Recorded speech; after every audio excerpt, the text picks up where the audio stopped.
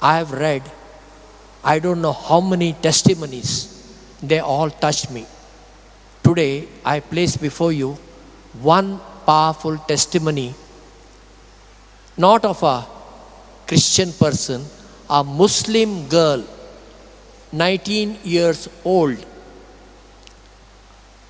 Gulshan Fatima.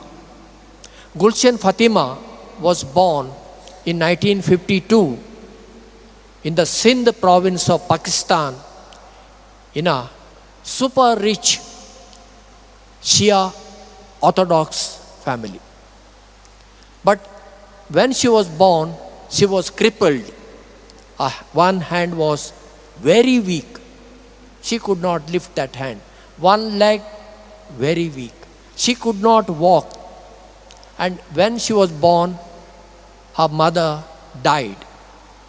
But before the death, the mother called Gulshan's father and said, "Promise me that you will take care of my daughter Fatima and you will not remarry." He promised, and he kept the promise. There was nothing less for Gulshan at home. She had 3 maids. As she grew up, she was put on the wheelchair. She could not leave the home, totally helpless. She 5 times a day, faithfully, she did the namaz. She prayed to Allah. Her father took her to all the doctors in Pakistan. Nothing happened. Finally, father took her to England, and father said, "Gulshan, I have found the best doctor, Dr. David. He will cure you." They go to England.